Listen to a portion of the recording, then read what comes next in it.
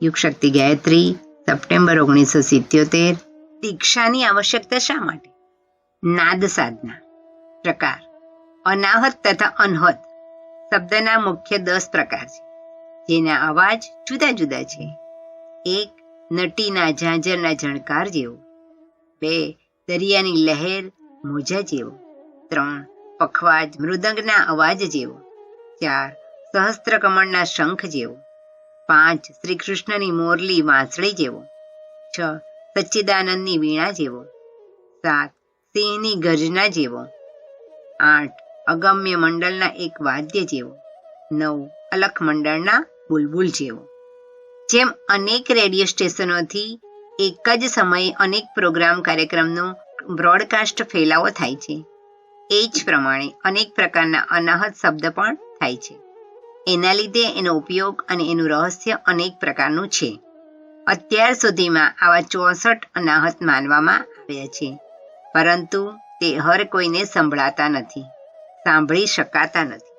જેની આત્મશક્તિ જેટલી પવિત્ર અને ઉચ્ચ હશે તેઓ જ એ સૂક્ષ્મ શબ્દો સાંભળી શકે છે, પરંતુ ઉપરના શબ્દો તો સામાન્ય આત્મબળવાળા પણ સહેલાઈથી સાંભળી શકે છે.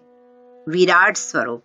સ્વામી તૈનાનંદે નાદના વિરાટ સ્વરૂપનું વર્ણન કરતા કહ્યું છે કે વિરાટમાં જેટલા મંડળો છે એમાંથી 10 મંડળોએ શબ્દ ચાલુ કર્યા છે.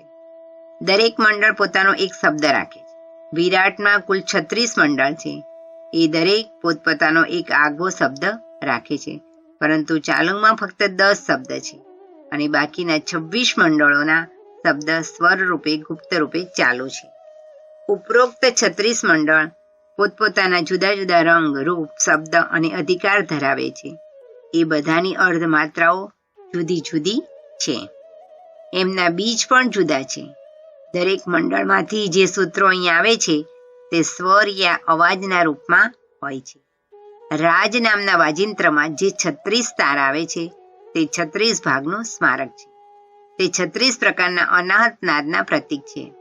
10 પ્રકારના અનહદ કાનથી સાંભળી શકાય છે, બાકીના અનુભવથી જ સંભળાય છે.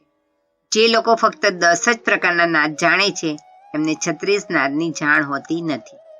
કેમ કે જે 10 મંડળ અખંડ અર્ધમાત્રા નીચે ચંદ્રાકારમાં છે, ત્યાંથી જ શબ્દ પ્રકટ થાય છે. સંસારમાં અનહદના જેટલા પ્રચારક થઈ ગયા છે, આવી ગયા છે, તેઓ બધા આ જ મંડળના શિવ લોકો હતા. અખંડ અર્ધમાત્રાથી લઈને પૂર્ણ માત્રા સુધી જેટલી મંજિલ પડાવ છે, અગર મંડળ છે, એમના શિવ યા કારણ શરીર આ માયિક ભૂમિકા પર આવ્યા નથી. એટલે જ આ મંડળોનો સ્વર લોકોને સાંભળવા મળ્યો નથી. હા, ભવિષ્યકાળમાં તેઓ બધા આ ભૂમિમાં અવતાર લેશે. તે સમયે 36 તારનો ઈશરાજ વાજિંત્ર જરૂર વાગશે. લાભ. પંચતત્વોમાંથી થતો અવાજ, હોમકારની સ્વર લહેરીઓ સાંભળવા માટેની નાદ યોગ સાધના અનેક દ્રષ્ટિએ ઘણી મહત્વપૂર્ણ છે. પ્રથમ તો એ દિવ્ય સંગીતને સાંભળવામાં એટલો બધો આનંદ આવે છે કે જાણે કોઈ મધુર વાદ્ય યા ગીત ગાયન સાંભળવામાં એટલો બધો આનંદ આવતો નથી. બીજું, આ નાદ સાંભળવાથી માનસિક તંતુઓનું પ્રસ્ફુટન થાય છે. સાપ જ્યારે સંગીત સાંભળે છે ત્યારે એની નાડીઓમાં એક વિદ્યુત પ્રવાહ વહે છે. હરણ, મૃગના મગજમાં આ સંગીત સાંભળીને ઉત્સાહ ઉભરાય છે. એથી તે પોતાના શરીરનું ભાન ભૂલી જાય છે. યુરોપમાં ગાયો દોતી વખતે મધુર વાદ્યો વગાડવામાં આવે છે, જેથી એમના સ્નાયુઓ ઉત્તેજિત થાય છે અને વધુ પ્રમાણમાં દૂધ આપે છે. નાદનો દિવ્ય સંગીત સાંભળીને માનવ મસ્તકમાં એવી સ્ફૂર્ણા થાય છે કે જેનાથી અનેક ગુપ્ત માનસિક શક્તિઓનો વિકાસ થાય છે. આ જ પ્રમાણે ભૌતિક અને આત્મિક બંને દિશામાં પ્રગતિ થાય છે. નાદથી ત્રીજો લાભ એકાગ્રતાનો થાય છે. એક જ વસ્તુ પર નાદ પર ધ્યાન કરવાથી મન એકાગ્ર બને છે અને વેરવિખેર થયેલી શક્તિઓ એકત્રિત થાય છે. આ પ્રમાણે મનને વશ કરવા માટે તથા નક્કી કરેલા કાર્ય પર પૂર્ણ રીતે દાન આપવાની સાધના સફળ થાય છે. આ સફળતા ઘણી જ શાનદાર હોય છે. એને દરેક આધ્યાત્મિક સાધક જિજ્ઞાસુ સારી રીતે જાણે છે. આતશી કાચથી સૂર્યકિરણોને એકત્ર કરવાથી અગ્નિ પેદા થાય છે. માનવ પ્રાણી પોતાના સુવિકસિત શરીરમાં ફેલાયેલી વિખરાયેલી અનંત દિવ્ય શક્તિઓનું એકીકરણ કરીને એવી જ શક્તિ પેદા કરે છે જેનાથી આ સંસારમાં હલચલ મચાવી શકે છે અને પોતાની માટે આકાશમાં માર્ગ બનાવી શકે છે. નાદ મંડળ યમલોક કરતાં વધુ ઊંચું છે, એટલે નાદના સાધકોને યમના દૂતોનો ભય હોતો નથી. નાદના સાધકોનો વિકાસ એટલો બધો થાય છે કે જેથી તેઓ સત્યનું શોધન તપાસ કરતા રહીને વિવેકનો અનુભવ કરી શકે છે. ઉપર નાદ મંડળનું વિવરણ આપવામાં આવ્યું છે. એમાંથી નાદ સાધક જે સ્તર પહોંચે છે અને મૃત્યુ સમર્થ જે શબ્દને પકડે છે એનો આત્મા એ જ મંડળમાં પહોંચી જાય છે. નાદ સાધકના આત્માનું સ્થાન એટલું બધું થાય છે કે એના પર કામ, ક્રોધ, લોભ, મોહ, અહંકારના ષડરીપુનો જરા પણ પ્રભાવ પડતો નથી. તો કે દરેક પરુએ ષડરૂપી આક્રમણ કરવાનો સ્વભાવ રાખે છે, પરંતુ નાદ સાધક પર એની અસર થતી નથી. સાધક એનાથી હંમેશા અપ્રભાવિત રહે છે. એથી એની શક્તિઓ રોજને રોજ વિકાસ પામતી જાય છે. સાધના. નાદના સ્વરની લહેરો પકડતા પકડતા સાધક ઓમનું દોરડું પકડીને તે બ્રહ્મ સુધી પહોંચી જાય છે, કે જે આત્માનું મનવાંછિત સ્થાન છે. બ્રહ્મલોકની પ્રાપ્તિ, બીજા શબ્દોમાં કહીએ તો મુક્તિ, નિર્વાણ, પરમપદ વગેરે નામોથી ઓળખવામાં આવે છે. નાદની સાધના કરીને મન પર કાબુ મેળવીને સાધક યોગના છેલ્લા પગથિયા સુધી ટોચે પહોંચી જાય છે અને ઈચ્છિત લક્ષ્યને પ્રાપ્ત કરે છે. હવે નાદનો અભ્યાસ કેવી રીતે કરી શકાય એના પર પ્રકાશ પાડીએ છીએ. અભ્યાસ માટે એવું સ્થળ પસંદ કરવું જોઈએ કે જ્યાં એકાંત હોય અને જ્યાં બહારથી જરા પણ અવાજ આવી શકતો ન હોય. આ અભ્યાસમાં તેજ પ્રકાશ બાધક છે, માટે કોઈ અંધારા ઓરડામાં સ્થળ પસંદ કરવું. એક પ્રહર રાત વીતી જાય ત્યારથી સૂર્યોદય થાય ત્યાં સુધીનો સમય આ અભ્યાસ માટે ઘણો સારો છે. જો આ સમયમાં વ્યવસ્થા થઈ શકે એમ ન હોય તો સવારના 9 વાગ્યા સુધી અને સાંજે સૂર્યાસ્ત પછી કોઈ પણ સમય નક્કી કરવો. અભ્યાસ દરરોજ નિયમિત કરવો જોઈએ. નક્કી કરેલા સ્થળે આરામ ખુરશી, આસન પાથરીને એના પર બેસવું.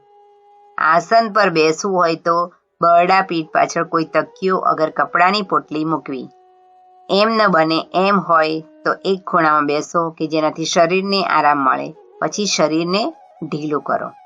પછી એવી ભાવના કરો કે મારું શરીર રૂનો ઢગલો છે અને એને આ સમયે પૂરી રીતે છૂટું કરું છું.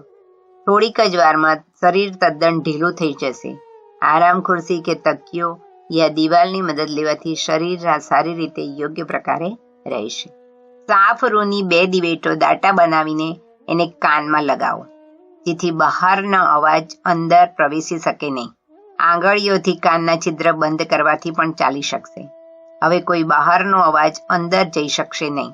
હવે ધ્યાન મસ્તક માથાના કપાળના મધ્યમાં લઈ જાઓ અને ત્યાં જે શબ્દ અવાજ થાય તે સાંભળો. એને ધ્યાનપૂર્વક સાંભળવાનો પ્રયત્ન કરો. શરૂઆતમાં કદાચ કંઈ પણ સંભળાશે નહીં, પણ 2-4 દિવસનો પ્રયત્ન કરવાથી જેમ જેમ સૂક્ષ્મ કર્ણેન્દ્રિય નિર્માણ થતી જશે તેમ તેમ સ્પષ્ટ અવાજ સંભળાશે. પ્રથમ કંઈક અવાજ સંભળાશે, જેમ કે શરીરમાં વહેતા લોહીનો, જેમ રેલવે માફક ધડધડ અવાજ સંભળાશે. વાયુને આવવા જવાનો અવાજ વાદળોમાં ગર્જના થતી હોય એવો થશે. રસો પાકીને એને આગળ ગતિમાન થવાનો અવાજ તમાચા મારવાથી થતા અવાજ પ્રમાણે થશે. આ 3 પ્રકારના શબ્દ અવાજ શરીરની ક્રિયા દ્વારા થાય છે. એ જ પ્રમાણે 2 પ્રકારના માનસિક શબ્દ અવાજ થાય છે. મનમાં ચંચળતાના મોજા ઉછળે છે. તે મન પર વિશેષ પ્રકારની પ્રક્રિયા કરે છે. તે માનસ તંતુ પર અથડાઈને એવો શબ્દ અવાજ કરે છે કે જાણે પતરા પર વરસાદ પડી રહ્યો હોય. અને જ્યારે મગજ બહારનું જ્ઞાન ધારણ કરે છે ત્યારે જાણે કોઈ પ્રાણી શ્વાસ લઈ રહ્યું હોય એવો અવાજ થાય છે. આ 5 શબ્દ અવાજ શરીર અને મનના છે.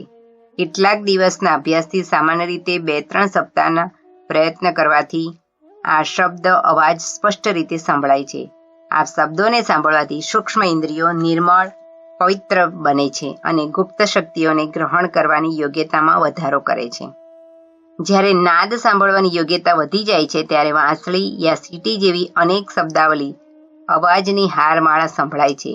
આ સૂક્ષ્મ લોકમાં થનારી ક્રિયાનું ઓળખાણ છે. ઘણા દિવસોથી જુદા વિખોટા પડેલા બચ્ચા જ્યારે એની માતા પાસે પહોંચી જાય છે ત્યારે તે ઉભય આનંદમાં તરબોળ બની જાય છે.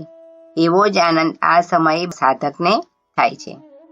જે સૂક્ષ્મ અવાજો તે સાંભળે છે ખરેખર તો તે એ તત્વ પાસેથી આવે છે કે જ્યાં આત્મા અને પરમાત્માનું મિલન થાય છે અને જ્યાં બંનેનો એકાત્મ સધાય છે, બંને એક બને છે.